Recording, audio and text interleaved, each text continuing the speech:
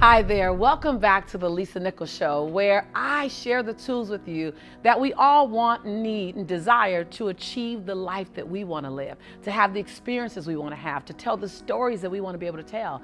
I'm so excited about all of the buzz around the conversation, around the show, and the value that it's bringing to you. Thank you so much. Jonathan, you said that you'd already wrote down your goals, but you didn't set a specific timeline to it. And now you're going to go back and you're going to finish your goals by setting specific timelines. And then, I love this, Dad, you're going to do the same thing with your son. That's life changing. I appreciate you not only listening to the videos, but taking action, because action is where your breakthrough begins. And the more detailed your goals are, meaning what do you want to do? By when do you want to do them? By what time are you going to do them? You know, when I set my goals, I not only say by June 15th, I say by June 15th, 4 p.m. Pacific Standard Time. When you have that level of detail, that goal cannot escape you. And then I love what Tracy said. You started with the word powerful. And then you said, I'm going to modify my language. Language is everything. I'm going to modify my language from this point on. This is about me speaking my truth.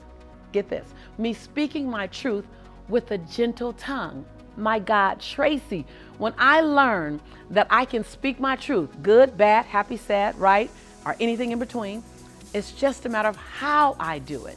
That many times my breakdown wasn't in what I said, it was in how I said it. When I learned how to really use my power by not overcoming people and not, dominating the conversation or having that angst and energy on it, but really speaking my truth in a very calm, gentle way, the relationships felt better. I'm always excited about the comments that you guys put in. I'm excited about the conversation that we have.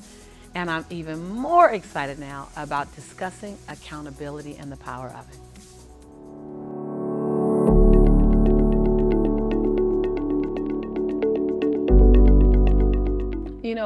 One of the primary ways that you can shift from the place of blame, first of all, is recognize when the majority of the reasons that you give for not showing up have very little to do with you.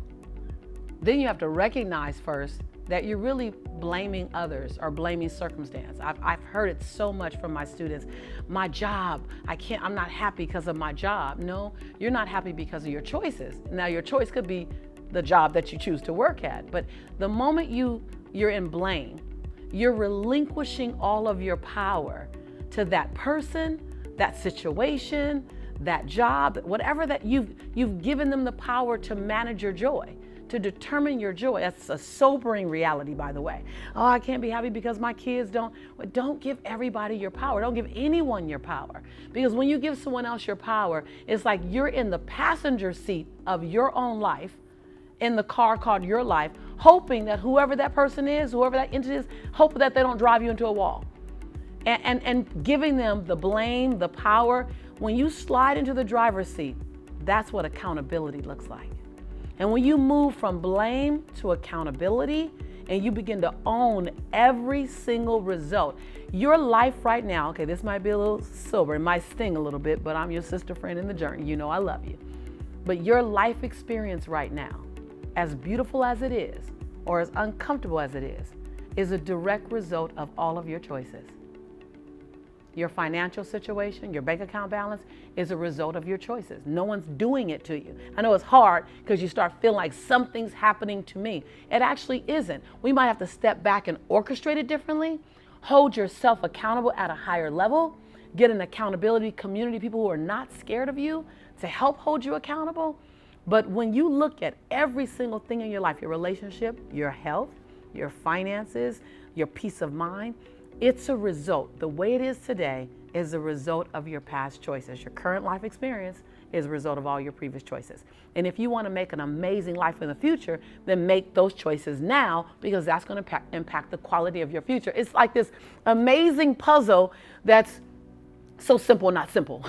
Simple, not simple, easy, not easy, it's easy said. And that's why we're together. That's why this is a journey. That's why this is not a race. I'm not trying to rush anywhere with you. This is a marathon. You got to learn it, and then you got to digest it. Then you got to get comfortable with it, because this could be sobering. Like this information I just gave you is like straight no chaser. Like, your life is a result of your choices. Your experience right now is a result of your, that can be uncomfortable for someone. Okay, pull up your big girl pants, pull up your big boy pants. Let's make some choices that's gonna hold you accountable to the future that you say you want. Now, accountability is delicious. Accountability says, I'm committed enough to be in action. I want you to just hear what I'm saying. I'm committed enough to be in action, to create the life that I say I want, that I'm willing to ask you to hold me accountable, not to the woman that I am, not to the man that I am, but to the person that I'm becoming. I want you to remind me of who I said I want to be. Don't let me off the hook. Don't allow my sexy excuses or the blame game to let me sit down on myself, because you're not sitting down on me, you're not sitting down on your community, you're sitting down on yourself. And then when you sit down on yourself enough, you stop dreaming, you stop stretching, because you're afraid that you're gonna sit down again. So then you never have a chance to soar because you stop dreaming. So when you hold yourself accountable, and this is my belief system because I've seen it with my students, when there's an accountability system in place, you're 80% more likely to complete it. Now, here's the deal. When you're owning all your decisions, don't get into the shame game. Don't get into the guilt game, because that's another reason why you get to sit down.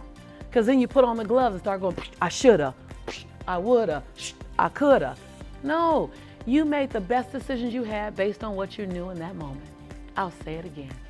You made the best decisions you could based on the information you had in that moment, based on the capacity you had in that moment, based on the emotional healthiness you had in that moment. Now we're in another moment. Be committed.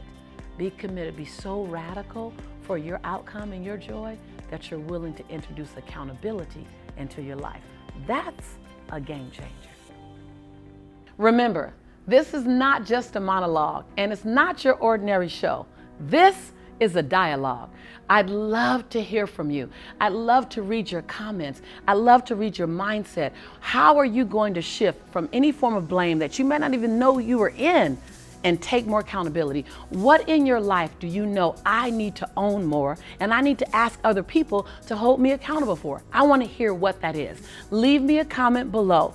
Be sure to subscribe and look out for more, what I'd love to think, amazing content in the future from both me and everyone else in this tribe. Listen, we are your community.